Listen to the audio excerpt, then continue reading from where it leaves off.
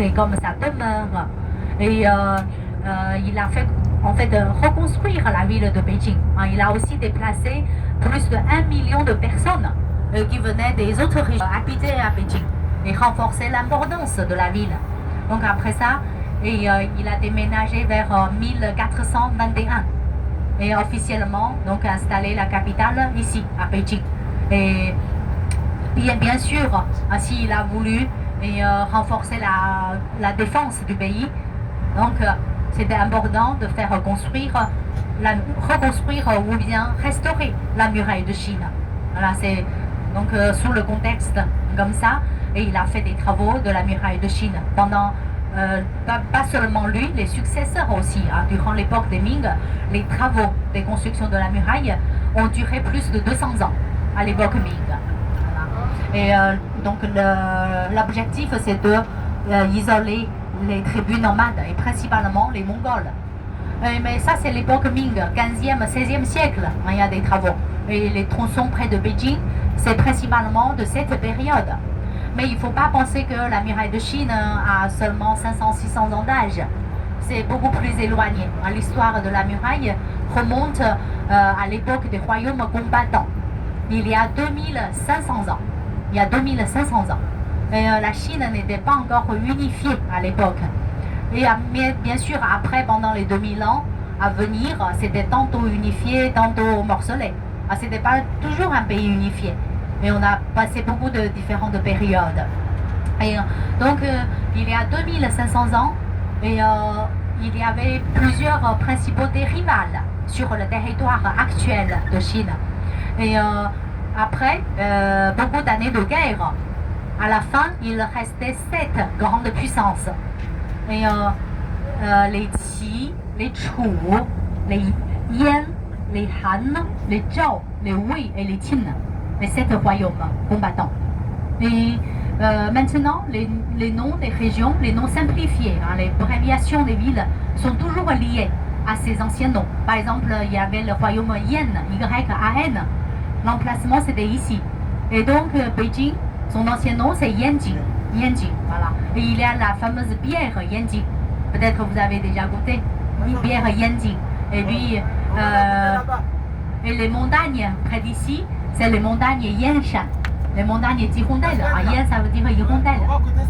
Donc les 7 royaumes combattants faisaient des guerres entre eux. Et après, à la fin, c'est les Qin, Q-I-N, les Qin.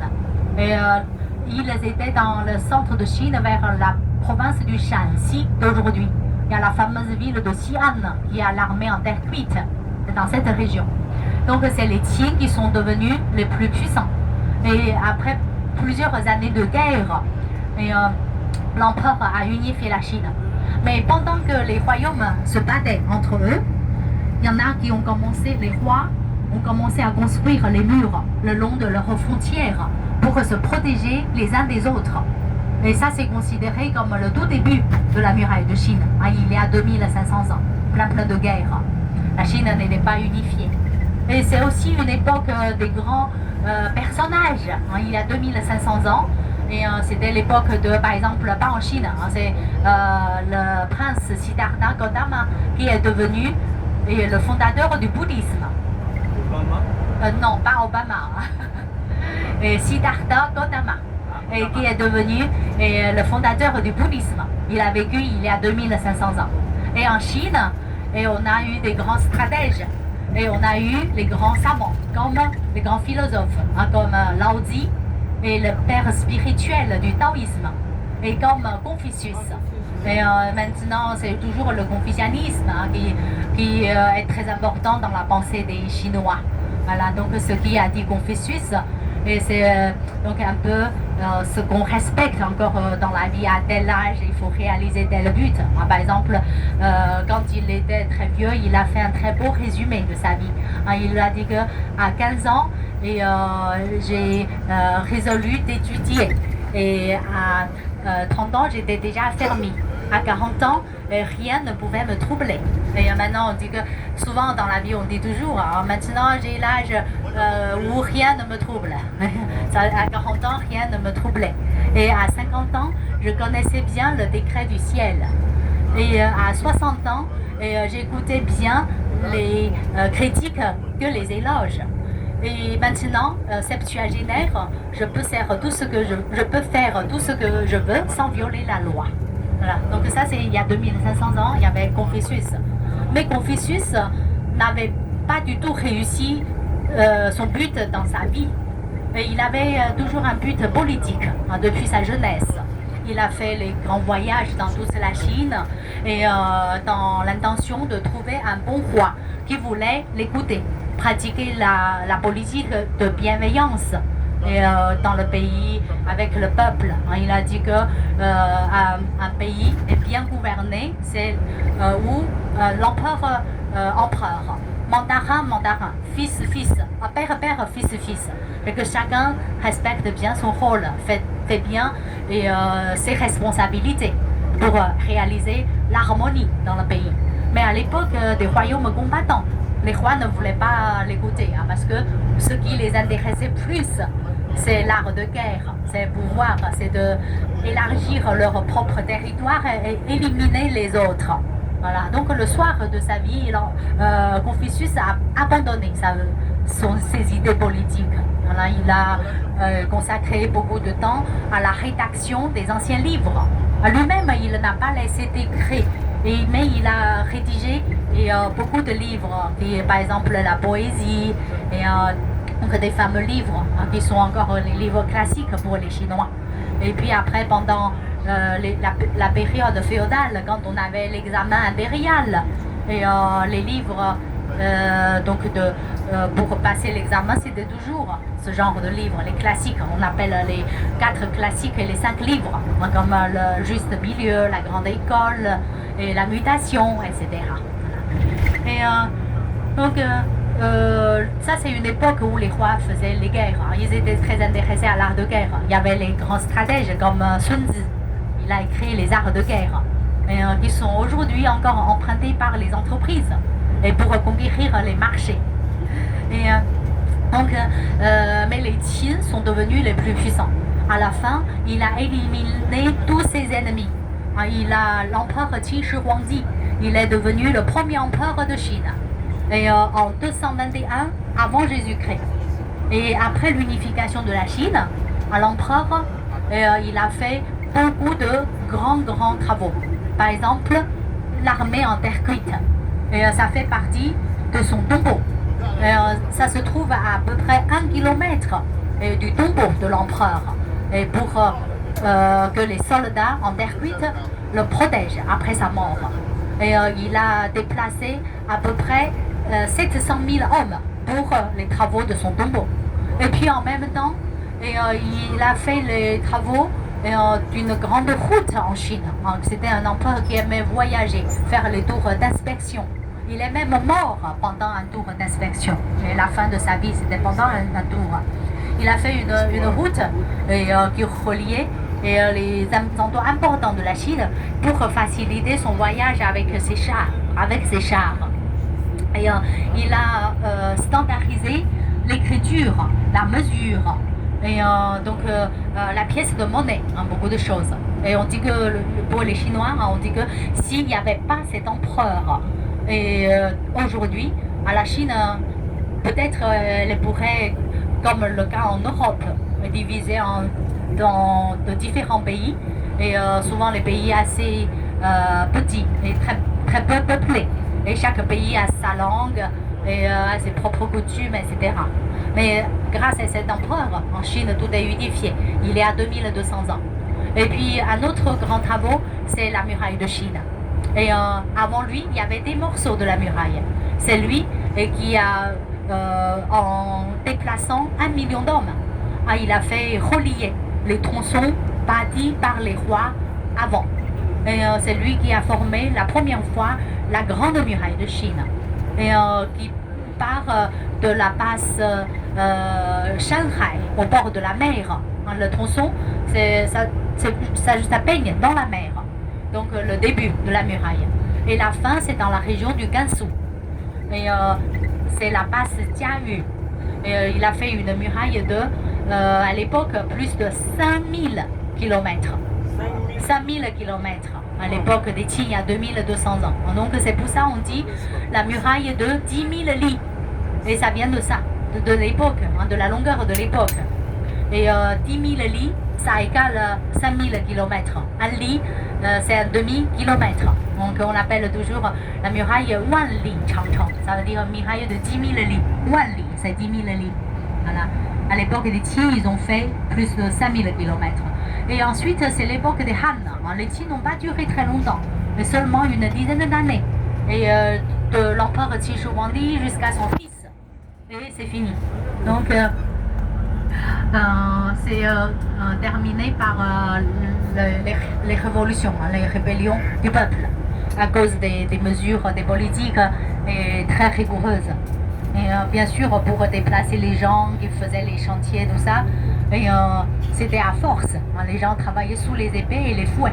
Des conditions très pénibles. Et plein sont morts pendant le travail.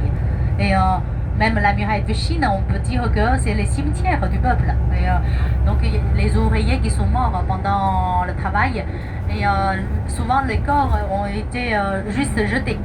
Et donc sous les fondations. Parce que les copains n'avaient pas le temps ni le physique pour les enterrer correctement. Il n'y avait pas du tout de cérémonie de ça. C'était juste jeté. Donc ça peut être considéré comme les cimetières du peuple. Et les gens travaillaient sur les chantiers sous les épées et les fouets. Et c'est pour ça donc ça a épuisé le peuple. Les gens se sont mis vite donc en rébellion et contre le fils de cet empereur. Et après ça a terminé et, le règne de l'époque des Qin. Ensuite ce sont les Han, H-A-N, les Han de l'ouest et les Han de l'est. Et pendant l'époque des Han, il y avait déjà la très grande menace des Han. Les Han, on peut dire que c'est les ancêtres de plusieurs ethnies, y compris les Mongols. Les Mongols, c'est considéré comme les descendants des Han. Et en chinois, on les appelle les Xiongnu. Ça n'a rien à voir avec les Han. En français, on dit les Han. Attila, c'est un grand chef. Et donc, à l'époque des Han, et c'est à cause de ces menaces, les empereurs aussi ont fait beaucoup de tronçons de la muraille de Chine, beaucoup de constructions de la muraille de Chine. Et après, il y a des époques suivantes, et donc beaucoup d'époques ont continué les travaux de la muraille de Chine. Et jusqu'en 1644, et quand les Mandchous sont arrivés, les Mandchous ont fondé la dynastie des Qing, la dernière. Depuis là, il n'y a plus d'entretien, plus de travaux. Et donc, si on pose la question, pendant combien de temps on a fait la muraille? La réponse, c'est pendant 2000 ans. À partir il y a 2500 ans jusqu'en 1600. Et il y avait toujours des travaux d'entretien pour prolonger, pour restaurer, pour reconstruire des tronçons de la muraille de Chine pendant 2000 ans. Et mais pourquoi c'est fini en 1644? Il n'y avait plus d'entretien, et parce que les Mandchous sont arrivés. Et donc les Mandchous, c'était aussi une tribu nomade, comme les Mongols, et très puissants, et qui vivaient dans le nord-est de Chine.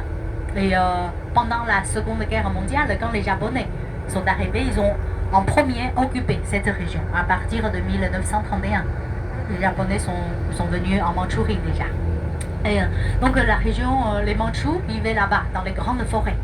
Et après, à l'époque des Ming, à la fin de l'époque des Ming, les Mandchous sont devenus très très puissants. Donc c'est pas eux qui ont attaqué les Ming directement, mais à la fin des Ming, l'empereur il a eu aussi les révoltes du peuple. Et donc à la fin, l'armée et des révolutionnaires a entouré la cité interdite. L'empereur ne trouvait plus de soldats qui le protégeaient. Et les soldats ont abandonné l'empereur, ils se sont enfuis directement. Ils ne voulaient plus faire la guerre. L'empereur a trouvé à la fin, accompagné par un seul eunuque fidèle qui est resté. Tout le monde s'est débrouillé, se sont enfuis. Oui, enfuis. Et donc après cet empereur, il s'est vendu sur la colline de Charbon, qui est derrière la cité interdite. Le jour qu'on visitera la cité, vous allez voir où est la colline de charbon, où l'empereur s'était pendu sur un arbre. Et ça a signifié la fin des Ming. Et puis, le paysan en révolte et le chef, il est devenu le nouveau maître de la Chine, de la cité interdite. Mais il n'est resté que 43 jours, parce que les Mandchous sont arrivés vite. Les informations, vraiment, c'est important dans la politique. Les Mandchous ont eu, et donc très vite, les informations et de la période gothique dans la Chine. Ils ont très vite, le chef a très vite décidé de profiter de cette période de désordre pour reprendre la Chine. Donc leurs armées sont arrivées vite. Et ils ont chassé le paysan en révolte. Et après, les Mandchous sont devenus le nouveau gouverneur de la Chine. Et en même année, la rébellion du peuple, le suicide du dernier empereur des Ming, l'arrivée des Mandchous, tout ça c'est 1644. Et donc, comme les Mandchous, c'était une tribu nomade qui vivait en dehors de la Chine, à l'extérieur. Et donc, pour eux, ce n'est plus trop la peine de restaurer la muraille parce que le territoire externe et interne est unifié sous les Mandchous. La Chine est devenue plus grande, plus large sous les Mandchous. Et puis, donc pour eux, c'était plus la peine de gaspiller de la main-d'œuvre et de l'argent pour restaurer la muraille de Chine. Voilà. Et puis, c'est à ce moment-là, et ça a été abandonné.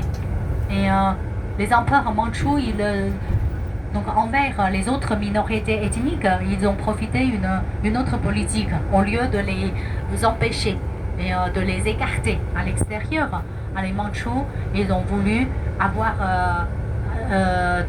l'union et l'amitié avec les ethnies. Par exemple, les Mongols, les Tibétains, tout ça c'était considéré comme les grands amis de l'empereur mandchou. Et ils ont construit pas mal de constructions pour la religion lamaïque dans la Chine. Parce que les Mongols et les Tibétains, ils pratiquent la religion lamaïque, le lamaïsme. Donc l'empereur mandchou lui-même, c'était pas un croyant de cette religion, mais il a fait beaucoup de constructions lamaïques pour montrer le respect à la religion des Mongols, des Tibétains, et élever la place de cette religion dans la société et afin d'établir un bon rapport. C'était un geste donc politique, diplomatique. Et c'est comme ça, on a abandonné la muraille de Chine. Et comme le gouvernement n'avait pas de mesures pour protéger la muraille de Chine, le peuple, il profitait. Comment profiter? Donc pour les paysans qui vivaient dans les villages au pied des montagnes où il y avait la muraille, donc pour eux c'était plus facile de prendre les briques directement de la muraille et au moment de vouloir élargir, reconstruire leur maison. C'est les pierres de très belle qualité, n'est-ce pas? C'est comme ça, donc à cause de la nature, à cause de l'homme, les deux. Donc la muraille, beaucoup de tronçons sont tombés en ruine. Ou bien certains, c'est carrément disparu. C'est après la fondation de la Nouvelle Chine, on a lancé une campagne, c'est aimer la Chine et restaurer la muraille. Et le gouvernement a repris en charge la protection, les rénovations de la muraille de Chine. Et tous les tronçons qui sont ouverts au public, c'est des tronçons restaurés. Il y a des tronçons non restaurés, on les appelle les tronçons sauvages. Ça existe encore, mais en principe, c'est interdit pour les gens d'y aller. C'est trop dangereux, sans entretien, et ça peut découler tout à coup. Et puis, mais il y a les gens qui ne veulent pas trop écouter. Par exemple, à Pékin, il y a des tronçons très raides et qui ne sont pas restaurés. C'est interdit de se mettre les pieds dessus. Il y a les gens qui y vont et chaque année, il y a des accidents. Des accidents de mort même. Donc pour la toute sécurité, les visiteurs, ils font plutôt les tronçons qui sont restaurés, les sites qui sont protégés par le gouvernement. C'est là où on va aujourd'hui. Et puis quand on arrive tout à l'heure, le bus va se garer près de l'entrée du site. Et là, on peut déjà d'abord s'arrêter pour les toilettes, pour ceux qui veulent. Et après, on va tous entrer ensemble. Et il faut un ticket collectif. Et pour tout le groupe, tout le monde doit entrer par le même endroit. Si vous avez des briquets, je ne sais pas s'il y a quelqu'un qui fume, n'oubliez pas de le mettre dans le bus, hein, parce que c'est interdit d'entrer dans le site avec le briquet. Et le jour qu'on visite la cité interdite, c'est la même chose. Si vous avez les petits ciseaux ou les briquets, il faut tout laisser dans le car. Et, à l'entrée, il y a un contrôle de sac. Si on a ce genre de choses, ce sera confisqué. Voilà, donc on va d'abord entrer sur le site. Et puis, je vais vous expliquer l'itinéraire. C'est tout simple. L'aller-retour par le même chemin. Et tout à fait le même chemin. Et puis, on va vous distribuer de l'eau aussi. Et quand on monte, n'oubliez pas de prendre chacun une bouteille d'eau. On a bien besoin parce que c'est quand même une visite assez sportive. Et on va apporter la bouteille d'eau. Et puis, donc quand on monte sur la muraille, je vais vous expliquer l'itinéraire, c'est monter et descendre par le même chemin, tout à fait le même chemin. Après, on va, à ce moment-là, on va indiquer une heure pour le rendez-vous, parce que c'est impossible, comme la muraille, c'est pas très large, on peut marcher maximum 2 personnes par rang, et puis en plus, chacun a son rythme. Il y en a qui veulent plutôt donc monter très très haut, admirer les paysages. Il y en a qui veulent monter un tout petit peu et descendre plutôt pour faire les achats en bas. Il y a les boutiques pour les souvenirs si vous voulez regarder. Donc comme ça on va laisser un temps libre pour la visite et on fixe l'heure et le lieu de rendez-vous sur place. Et vous êtes priés de bien regarder l'heure. Vous avez chacun la montre, n'oubliez pas l'heure. Parce que à l'hôtel, si quelqu'un est en retard un peu, c'est pas très inquiétant. Mais sur la muraille, si vous avez 5 ou 10 minutes de retard, ça va. Mais s'il y a donc longtemps de retard, ceux qui vous attendent en bas, peut-être on commence à s'inquiéter. On ne sait pas où vous êtes, difficile de vous contacter. Donc, veuillez bien regarder l'heure pour le départ. Je vais vous laisser un temps très large pour les visites. Mais quand vous montez très loin, vous allez regarder l'heure pour pouvoir revenir à l'heure prévue. Et après ça, on va au restaurant pour déjeuner. Il n'est pas très loin. Le restaurant, c'est dans le district. Ici, on est toujours dans le Grand Pékin. Mais ici, c'est un district qui s'appelle Changping. Changping. Et au retour, après la visite de la muraille, on va manger près d'ici. Voilà. Et puis, on va fixer l'heure, le lieu de rendez-vous sur place. Et le bus va s'arrêter tout près du site. Voilà. C'est pour les visites tout à l'heure. On va arriver, on commence à voir un peu les montagnes déjà. Et on va arriver bientôt. On va vous distribuer la bouteille d'eau. Et comme ça, vous n'oubliez pas de la garder pour les visites, c'est important. Et puis aussi, faites attention à la sécurité. Et quand on fait la muraille, quand on monte, quand on descend, il y a toujours les escaliers. Si on veut aller très loin, on peut faire même 1500 escaliers, 1500 marches possibles. Et donc les escaliers sont très très irréguliers. Ce n'est pas du tout à la même hauteur parce que ce n'est pas un site prévu pour les visites, pas pour les touristes. Donc c'est très irrégulier. Et il y a donc peut-être quelques petites marches et tout de suite une très grande. Et quand on marche dessus, priez de bien regarder les marches au lieu de regarder les paysages.